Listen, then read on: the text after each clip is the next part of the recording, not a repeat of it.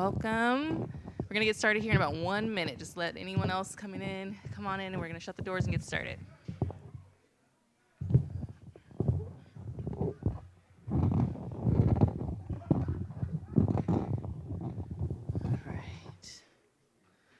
All right, well, we are gonna get started. If you are a 10th grade parent, you are in the right room.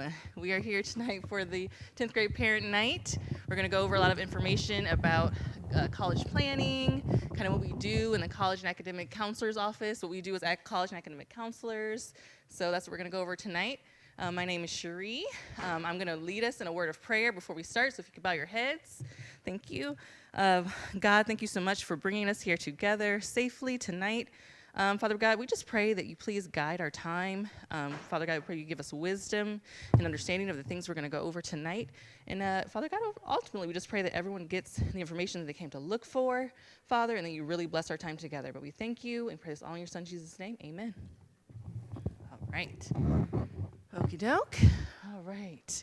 So we're going to get started here. My name is Cherie Schaefernoth. I may be one of your students' counselor. We actually have a few others. Someone have the, oh, do I have, okay, sorry, I wasn't sure if I had it. All right, so David Yu, he's actually in the back there, but he is our Director of College and Academic Counseling. We have Lisa Park, Ji-Sun Kim, and Kathy Montgomery is our 8th grade counselor. So you'll see under her is just academic because she does not do college. All right, tonight we're going to talk about the big rocks of the college going process, okay? So you'll see 6 kind of points here: the college landscape, academics, extracurricular activities, financials, TKA, CAC support, that's college and academic counseling, and peace and confidence, okay? These are the different ones we're going to go over tonight. I'm going to start with the college landscape. All right, here we go. So this is just an infographic. It's the percent of undergraduate students attending the 4,500 U.S. colleges that we have in the United States. So you'll see 48% usually attend a public 4-year, about 21% a public 2-year, and 31% a private 4-year. So this is just so you can see. You know, a lot of times we'll see people just focus on just the small part of the pie or just a small percentage of schools. But if you look at it, we have a lot of schools in the United States. And students attend a wide range, undergraduates attend a wide range of schools. The types of colleges, so you'll hear, this we're just gonna break it down. So research universities, a lot of times that's our UCs, our Stanfords, like our bigger universities. They can be public or private, you know, they're typically very large, multiple schools, English, law, public health, and they focus on, of course, research and training graduate students in line with institutional mission, with the institutional mission. Then you have our regional colleges and universities. A lot of those are like our San Jose States, you know, our Cal States, schools like that, local. They can be also public or private, and we're focused on teaching, less on research. That's actually really important. They typically tend to be more practical, so more preparing to go into the workforce, less preparing to go to graduate school. Liberal arts colleges, you know, often smaller, usually really small. We have a lot of them on the East Coast. Let's see, usually enrollment is under 2,500. They do have fewer majors. The focus is usually on humanities, science, social sciences. The faculty is typically more involved with students with smaller classes. So a lot of times when students, they want to do research, maybe starting off in freshman year, that's very, very difficult to do if you're going to a research university. But if you're going to a smaller liberal arts college, usually that's offered because they're smaller. The professors have the time, they have the capacity to usually do that with students. So that's something to keep in mind.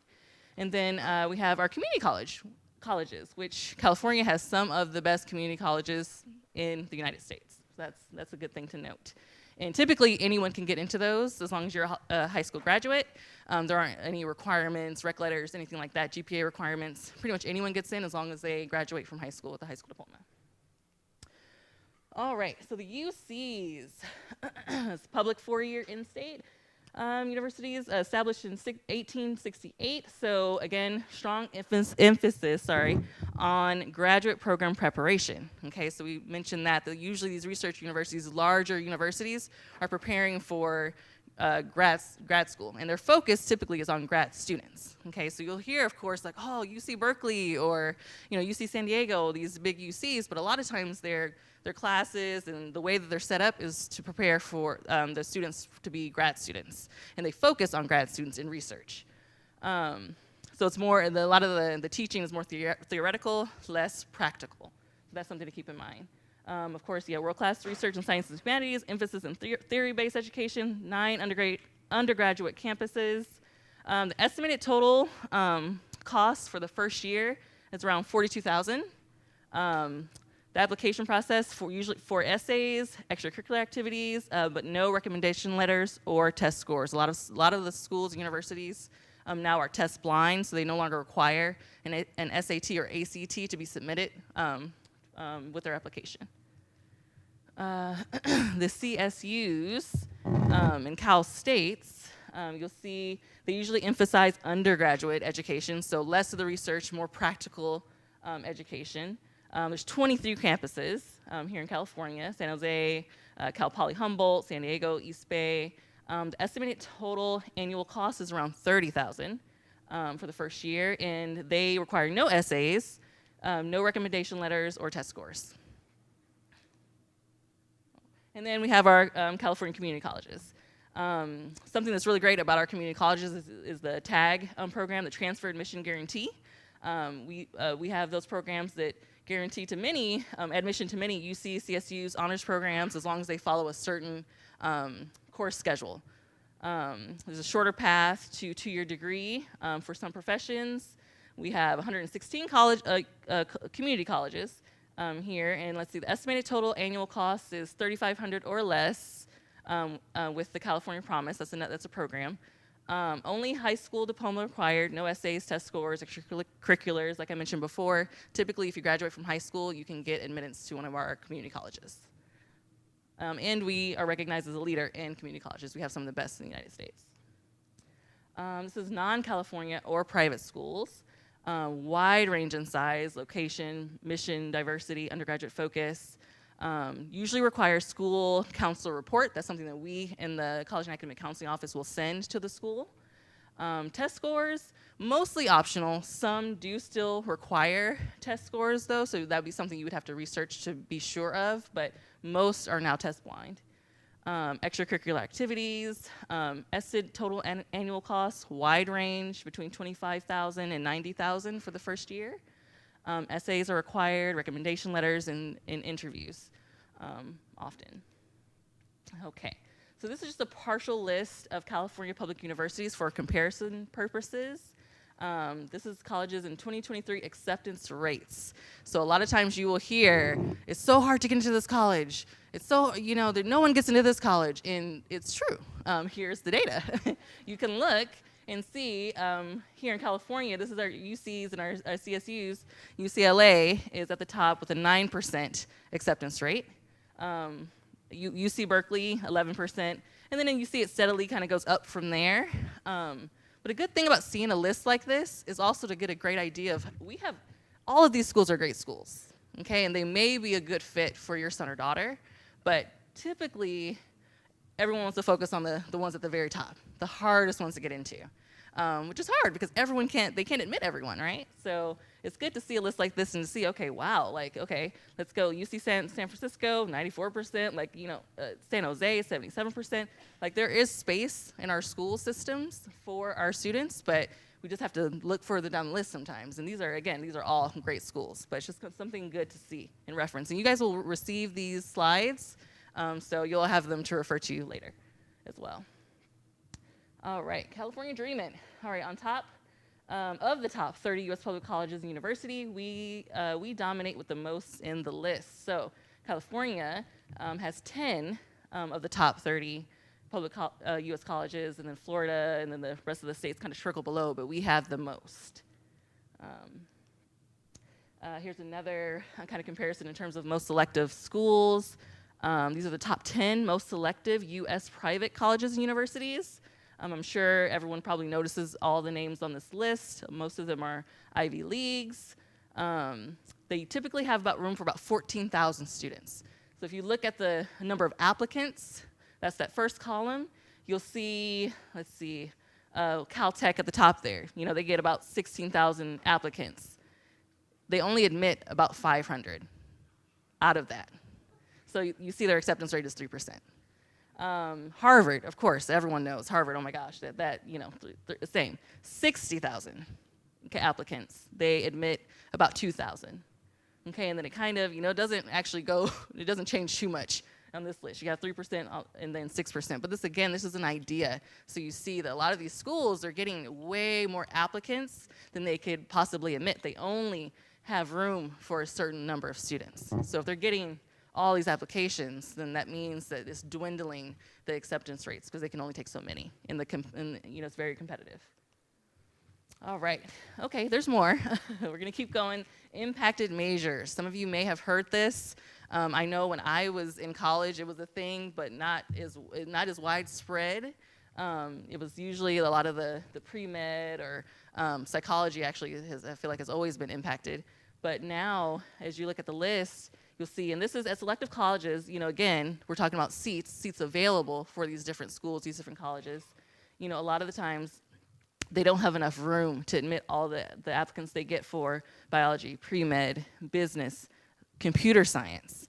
Okay, if you have a student who wants to study computer science, they probably are going to have to really open up their schools, the schools on their list. Okay, they probably have to apply to a lot of different schools because of this. Okay, computer science, engineering, nursing. A lot of times at a lot of these schools, they just don't have enough seats. They cannot admit the number of students who want to apply to these majors. Now, that does not mean that they should not to pick these majors. Absolutely, choose them. But you're going to have to choose the right school, right? So you probably don't want to choose a super, super selective school with one of these majors because it's going to be extremely difficult to get in. All right, so still talking about selective colleges. The hard truth is grades, rigor, test scores, they aren't always enough. I know a lot of times we can focus on those things, and those are like those are the bread and butter of getting into a top university. And at one point, that was true. Okay, those things were, you know, primarily enough, but now it's not always. You know, you have different factors that come in play. You have recruited athletes. Okay, a lot of schools, they have a certain percentage that they're going to just focus on recruited athletes, admitting recruited athletes. That helps bring attention to the school, having top athletes.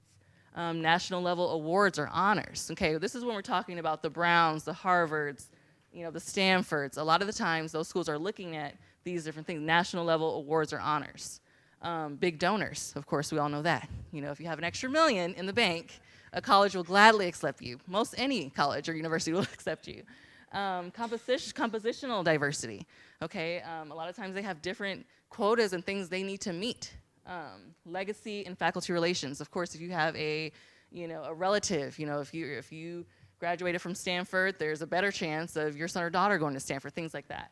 Other institutional priorities that they don't always publicize. All of these things factor into whether a student gets into a university, specifically a selective university. Okay, another chart. This is, again, just to kind of give you a visual. So it's a breakdown. So this is a breakdown by acceptance rate of four-year colleges and university. You'll see the tiniest little sliver at the top.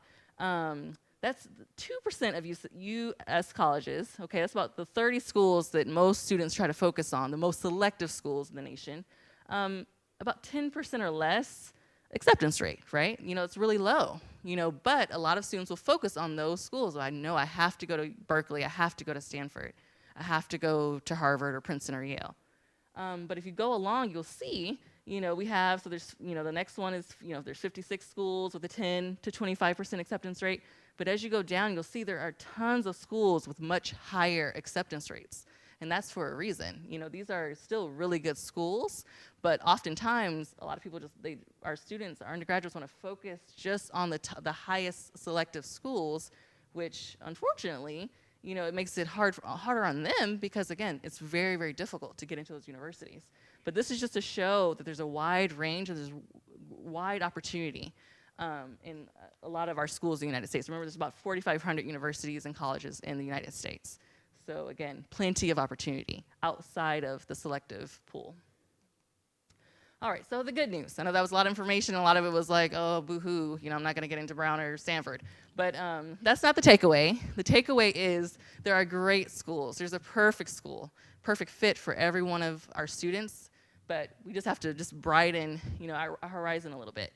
Okay, so there's a college for everyone. Number of four-year colleges in the U.S. is about 3,000, and percent of colleges that accept more than half of applicants is 85%. So again, when we're not focusing on that 30%, just the very tippy top, that opens up a wide range of acceptance ranges that it's great, it's encouraging. Okay, 85% accept more than half of the applicants. All right, I know many of you will not be able to see this, so do not worry. Again, you will receive these slides, so you'll be able to refer to it yourself. But this is just where TKA students go. So you can see, and again, you probably are not going to be able to read all these names, but TKA students go all around the United States. Okay, they don't just stay local here in California, they get into a wide range of schools. So we're just thinking about that pie chart before. Think of this, TKA students get in many, many places, and that's great, that's good to see. It should give you hope. All of our students have that hope and have that opportunity. And again, you'll be able to refer to this when you get the slides later. Okay, academics. Ji-sun's gonna come up and talk about academics. Thank you. Are we depressed yet? We shouldn't be. There's lots of schools out there. Okay, I'm gonna talk about academics. Let's see if I'm doing this right. So this is in your course catalog, and pay attention. So this is something you should be paying attention to for all your students. We highlight and show what they need to graduate, what the UC and CSU course graduation requirements are as well. So our graduation requirements are often more than the UC admission requirements, but so and you can keep track of your students. So that's one way to keep track on your own. If you have questions about it, talk to your counselor. This is a student transcript. I know a lot of you may not have seen one before. This is a TKA student transcript. Every high school does it differently. At the very top at number 1, there's an academic GPA and an unweighted GPA. The academic GPA is weighted, and obviously the unweighted is unweighted, and it's out of a 4.0. Every high school calculates their GPA differently, and every college calculates the high school GPA differently. So just be aware of that. Ours models the UC system more because a lot of our students apply to the UCs. So pluses and minuses are not in our GPA calculation. So an A plus, A minus is a 4 at our school. And that's how the UCs do it too, just so you know. We don't count PE, and we don't count pass-fail classes in our calculation as well. So be aware of that. The UCs don't use PE, and the UCs also don't use some of our semester classes and some of our other classes. So in the course catalog, there is a marker that indicates whether a class is a UC-approved class, and if it's not marked on there, then it's not going to be used in their calculations at all. Students can put it in the activity section to show extra interest in an activity, but it won't be used as an academic class for UC purposes. For our purposes, we do include it in our GPA. So be aware of that. Refer to the course catalog. It's actually really helpful. It's like our Bible. Okay, so well, let me go back. Did I cover everything? Number 4. This is the section, it's called outside enrichment coursework. Okay, so if there are classes that your students are taking outside of the school, like community college classes, this is an area where it can be put on there. You can get more details about it, but if they do have classes that they're taking, not just community college, but if they're taking some other classes that have a letter grade, you can let the registrar know and they can put it in this section. There isn't room for a lot of them, so pick them wisely, but this is some place where they can put them. Okay. So this is an outline of the most important admission factors for a college. Again, every college is different, and they're going to approach these differently, but as a general whole, for most of the colleges, this is some of the things they look at. Number one is total high school grades, all courses. So we want to emphasize this because we don't want students to get a D in PE because they think it doesn't count for anything. They will still see the transcript at the end, and they often don't like Ds in PE, especially. Like, why did you get a D in PE? That means you're like totally not trying at all, and you probably don't have good like responsibility or something, right? So, or their art class. I don't care about art. Why would anyone care about my art class? I'm just doing it because they're making me to graduate. You still want the kids to try and to, like let the students know that. Like, don't blow your classes because you think no one cares. The colleges still care to a certain degree. Then there's high school grades and college prep courses. Those tend to be the 5 core academic classes: math, English, social studies, science, and world language. World language is part of that 5. So just be aware of that. And they often look at that, they really focus on those because those are considered college prep and getting them ready for college. Strength of high school curriculum. This is the APs and the honors classes. This is a tricky one. I know a lot of, like some people think you have to take every single AP, and I'm like, and some people, like some students are very scared and I have to get an A no matter what. And even if I take no APs and honors, I want to get A's for everything.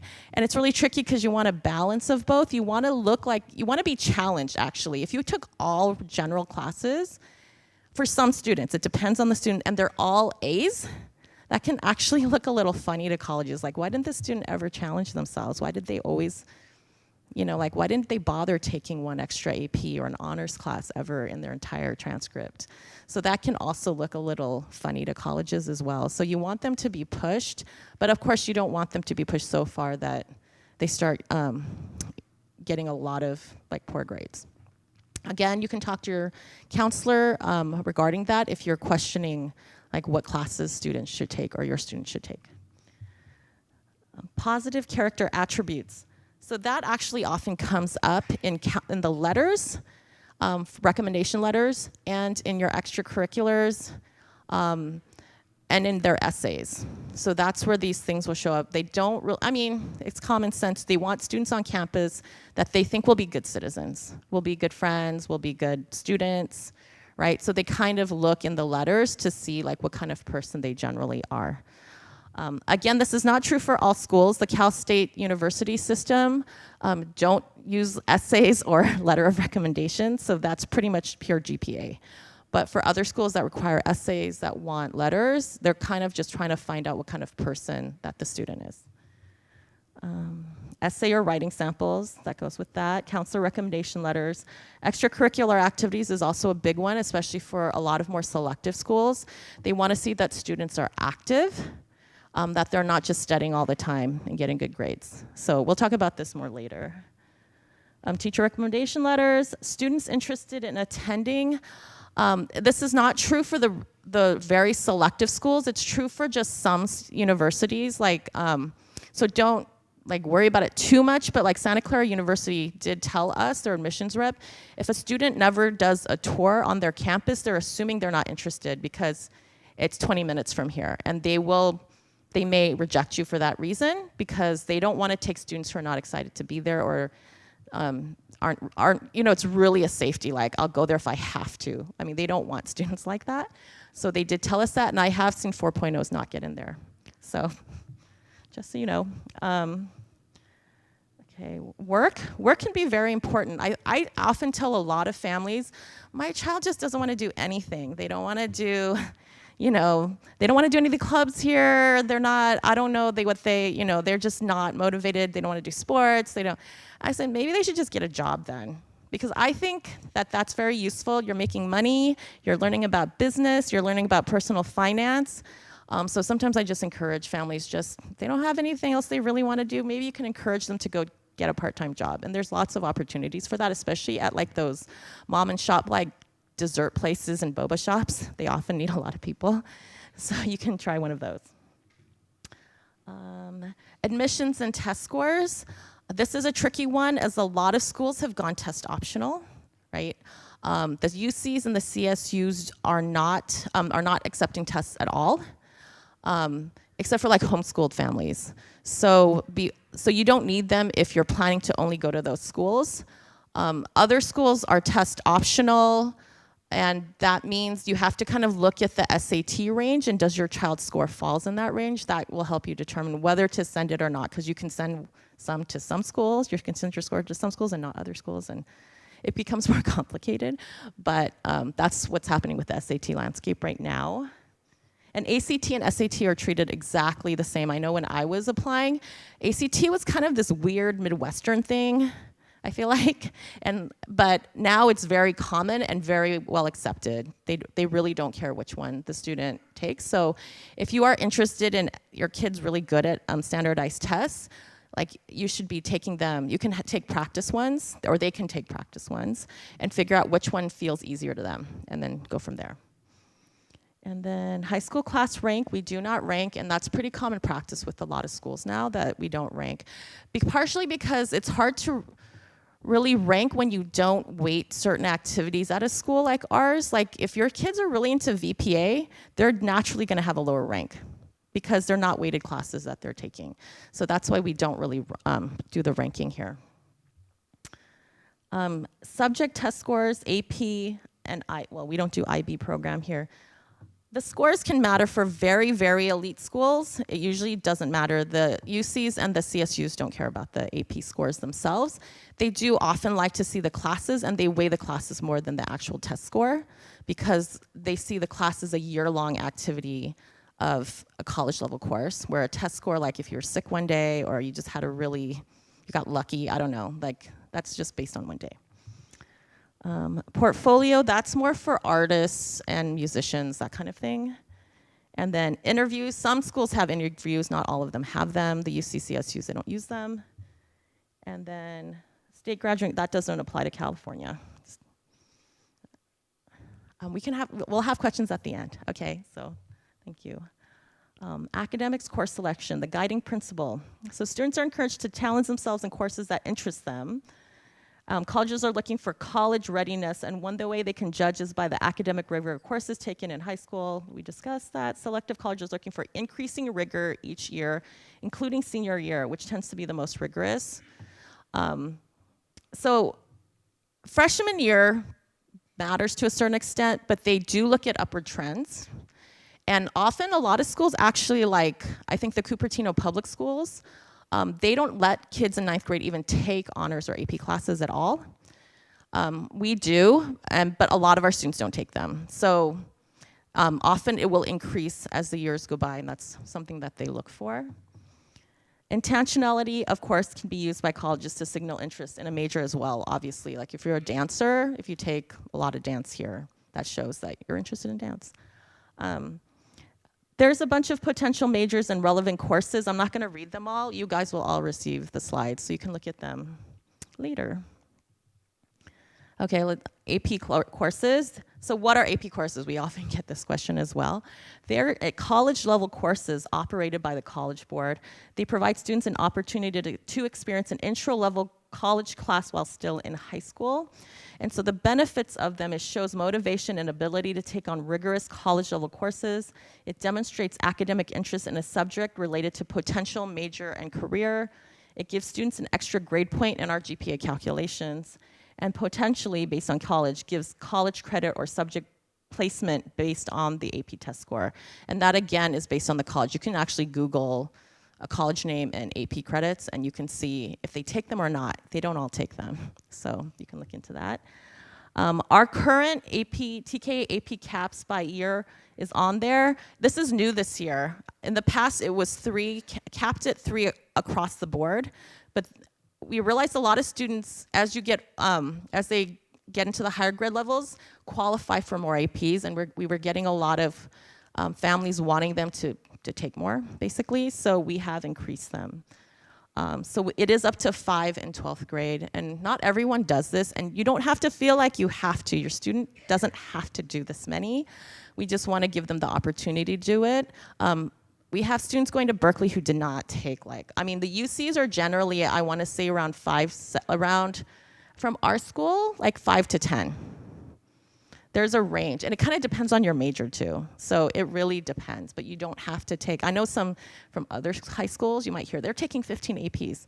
Well, they're comparing them to each other over there, so if everyone is taking 15 APs, then yeah, And they have the opportunity to do that, but they will not be comparing our students with them and saying, well, they took 15, they didn't. We don't offer that many, and it's really difficult to take all of them anyway for scheduling purposes. So they're comparing them to each other here. Okay, a note about achievement pressure. So we care about the whole student. So we really do try to approve. I don't know if all of you are familiar with the AP selection system. It will happen around February, late January, February. There will be an email sent out, and there will be a lot more this year, I think. 10th graders, often a lot more of them start applying for APs, so even if they haven't in the past, you may be in this boat.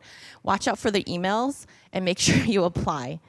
It goes to an AP committee, and there's all this stuff. And what they look at is to make sure that they feel that it's appropriate for your student.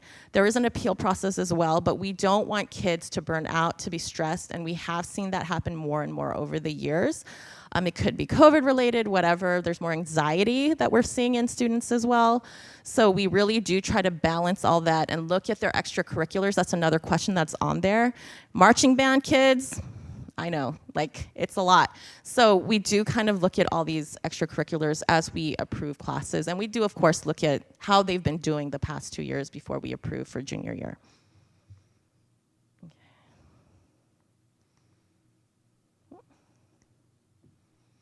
Okay, the SAT question, we already talked about this a little bit.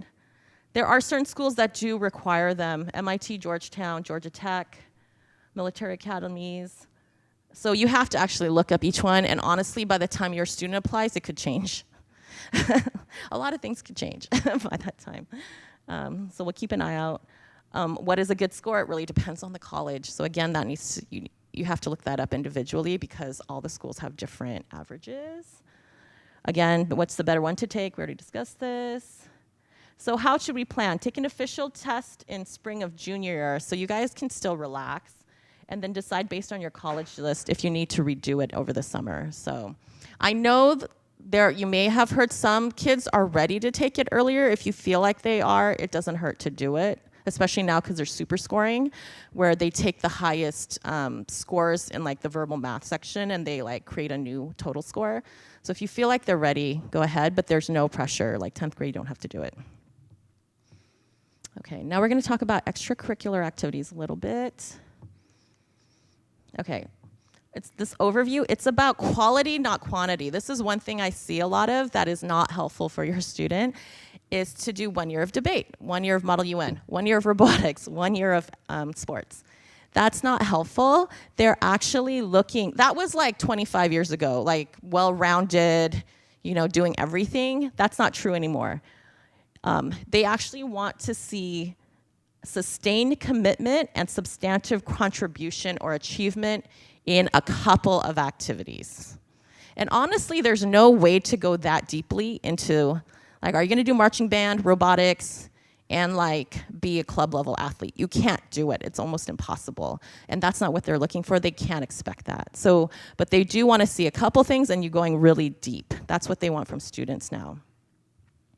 And the students should enjoy and actually care about these activities. It just makes it easier for everyone, and honestly, they tend to do better when they actually care about the activity. Don't force them into an activity they hate, because often they won't become leaders in it, or they'll just show up and they won't actually do anything in it, and that's not helpful either. It's better to do something they really love and to really commit and devote and, you know, get leadership in it and do it for the whole time until senior year. Like, don't do it for a year and say, oh, I didn't like it anymore, I'm gonna switch to something else. That's not helpful either. Okay, and selective colleges look for a spike, a sustained commitment. But again, some colleges do not look at extracurriculars, they only look at GPA. Cal State universities do that, they only look at GPA. And there's some other ones that do that as well. Oregon State University, some of the big public schools that are not part of California often look at only at GPA. And pro tip, so you can Google comma data set and the name of the college, and there's all these statistics about the school. And then if you go to section C7, you'll see what things they actually look at, whether they look at extracurriculars and things like that. Okay. This is a chart kind of giving some guidance on how to grow in commitment, leadership, and depth. You will get these slides, because there's a lot of words on there, but we do have it broken out to some of our more popular activities. Acting, singing, dancing, sports, computer science, engineering, nursing, pre-health, business, and then undecided. So those are some of the ones that we cover in those and give general guidance, because we do have a lot of families saying, like, I don't even know where to start. So start there. Next, we have Mrs. Park.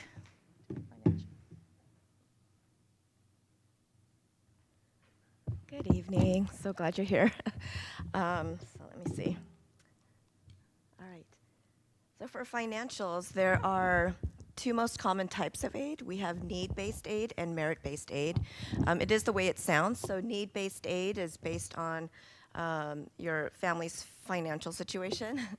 And then merit-based aid is based on a student's academic accomplishments. So you will be awarded. So for instance, like international students do qualify for merit-based aid. They may not qualify for need-based aid. And then, let's see.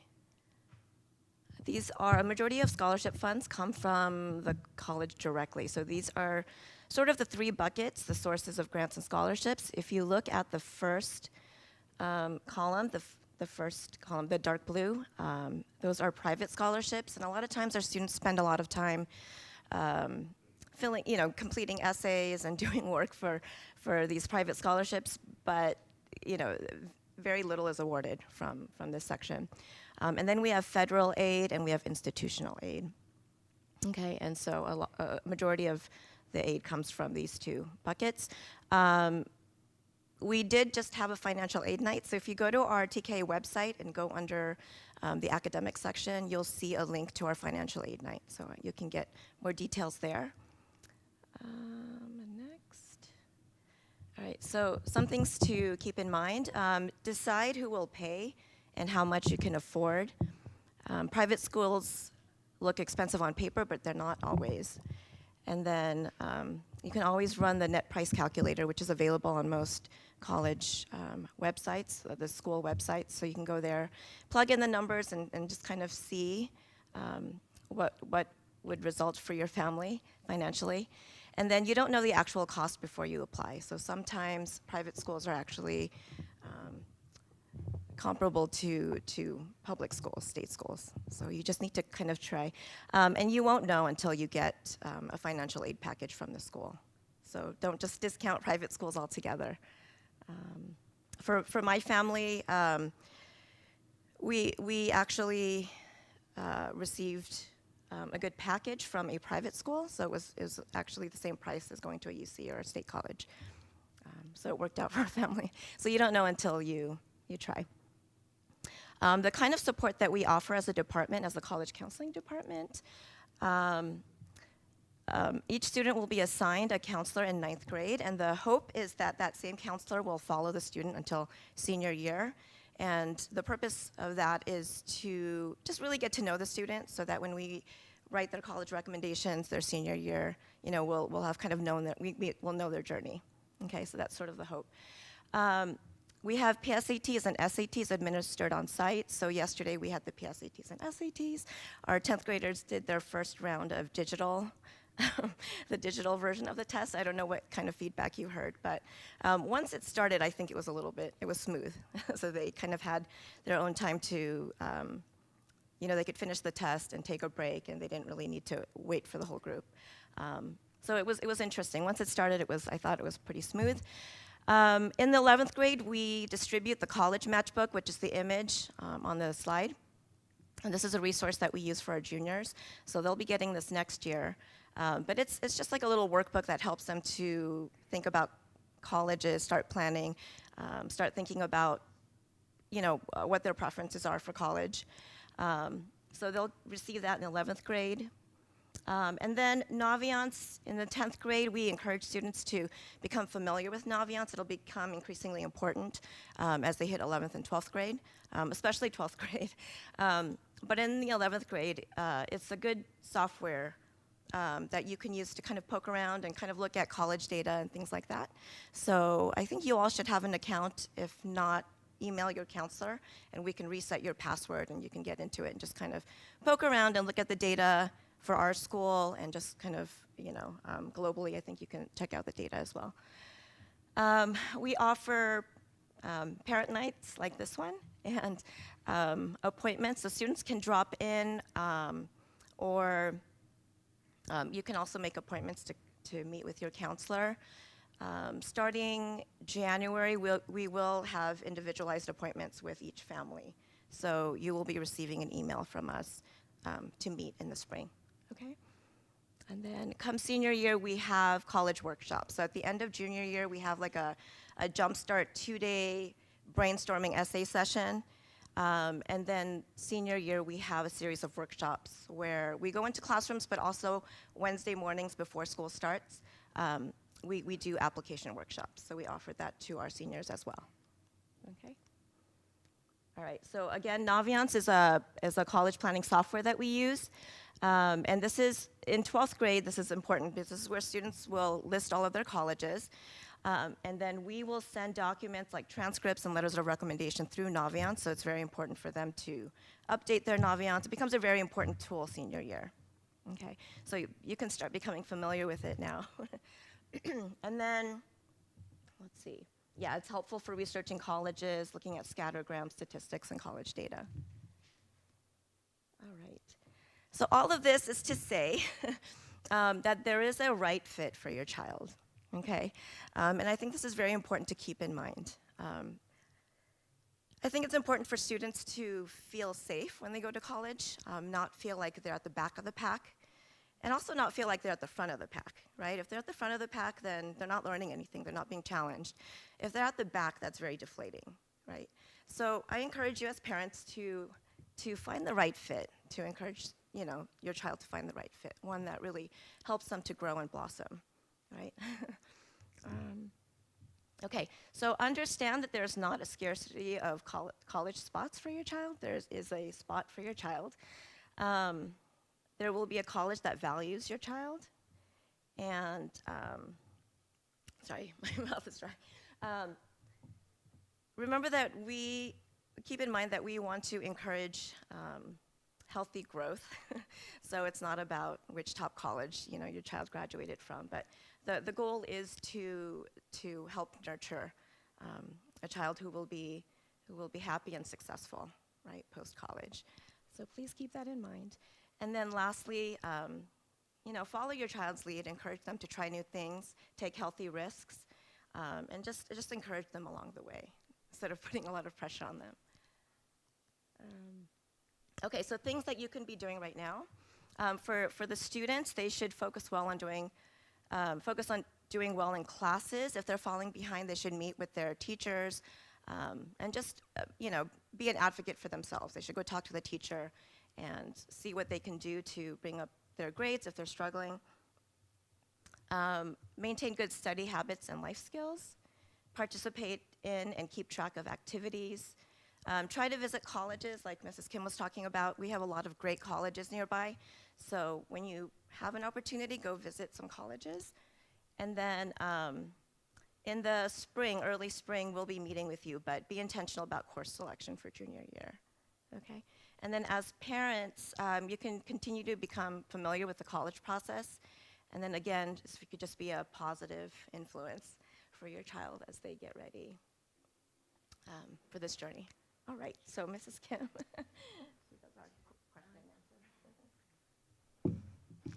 I know that was a lot, so you will be we're recording this session, and you will be also getting the slides. Questions? I believe you had one. Yeah.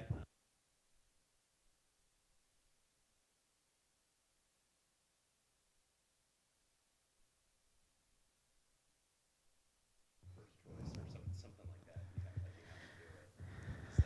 So, okay, early, we'll talk about that more junior year, but there is early action, early decision, and early decision was it early decision?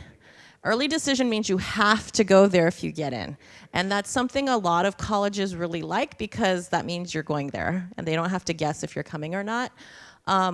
It is helpful for certain schools. You'll see huge acceptance rate differences. Like I think Boston University is like ED rate was like 30%, 35%, but their regular rate was like 8 or something. You know, like it can be very, very different. So you can see how heavily they emphasize that. That is not true for all schools, even if they do have an ED rate. But for certain schools, it can help you get in with a lower GPA for certain schools. We'll talk about that more. Right now, you don't really have to worry about that.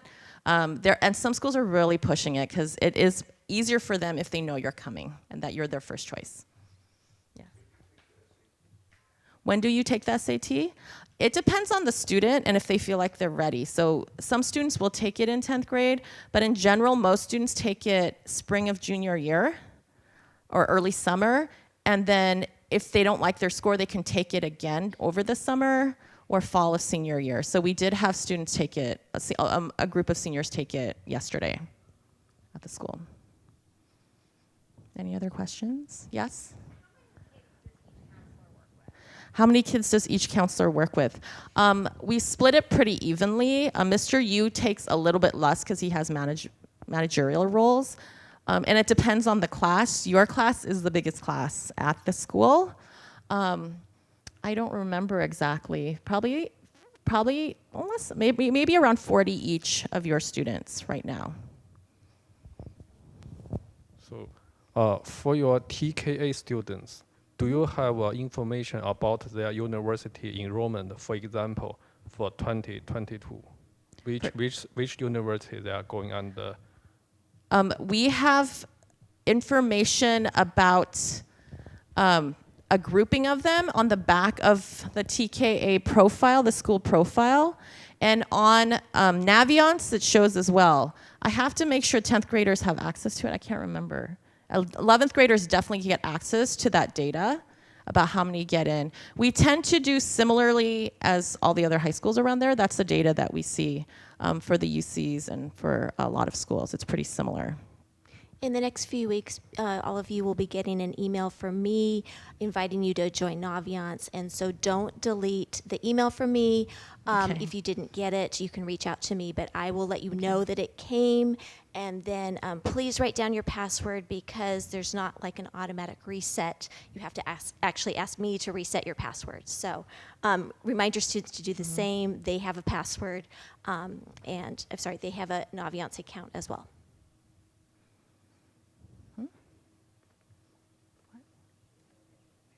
Oh, that is Mrs. Logansgard. She's our admin back there. Hi. She often responds to emails. Okay. Any other questions? Okay. Oh, any in the back? Did someone have a gun? No? Okay. Great. Oh, one back there. Can you recommend some summer activity for the kids? Summer. You recommend summer activities? I believe so there is also a Google Classroom for college counseling that your students should have access to.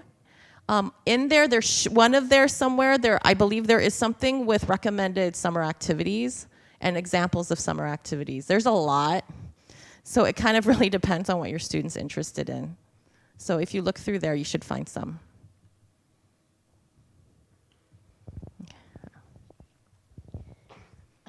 You talked about having your student find their passion and to stick with it and show commitment, at least for the 4 years in high school.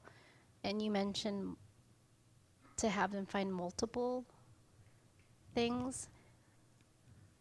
When did that change from like a singular commitment to multiple? It depends on what it is.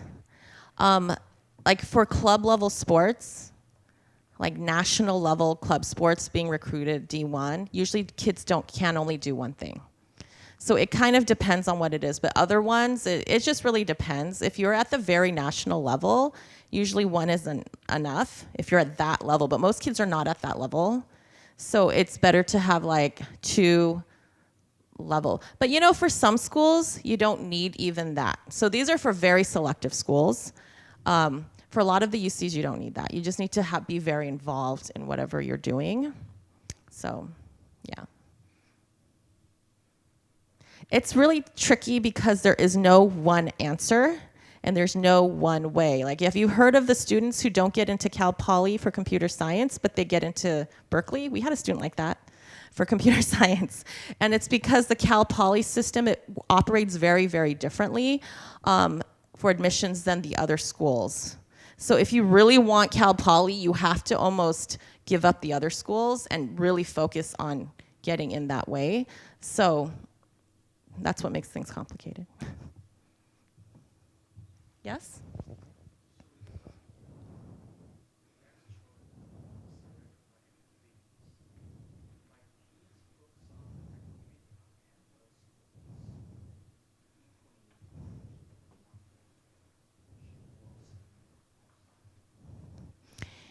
It depends on where they're trying to apply to and what those activities are and what their major is. So yeah, you can talk to your counselor about that. It just depends. It's individual.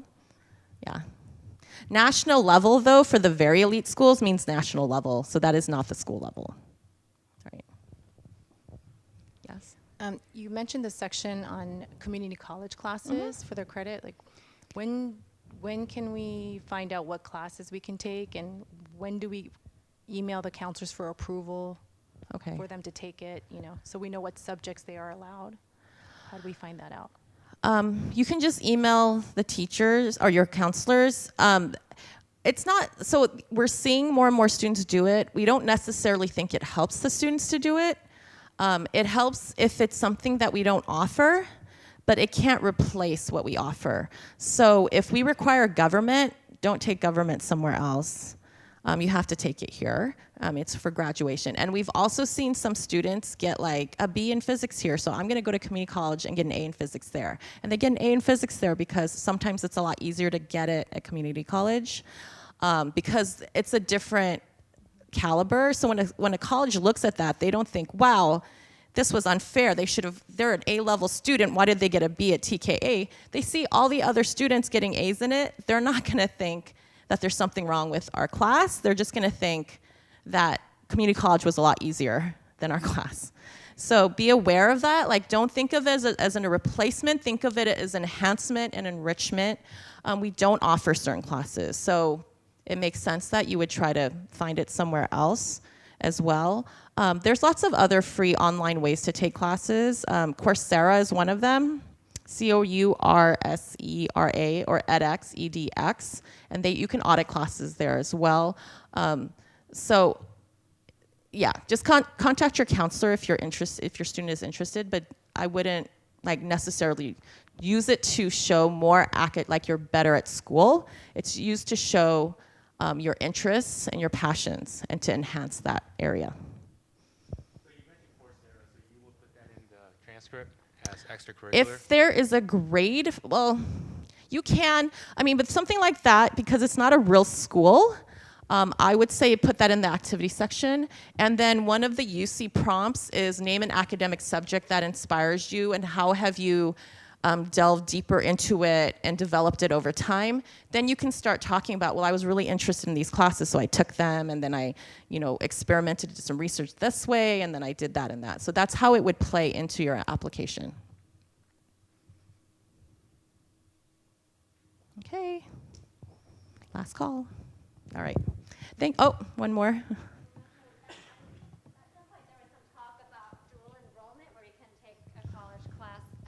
And be a high school class. Is that still happening too? Like there is talk about dual enrollment right now. We don't have a lot of information about it. We are looking into it. Preliminary, like certain schools, colleges don't seem to care that much about it.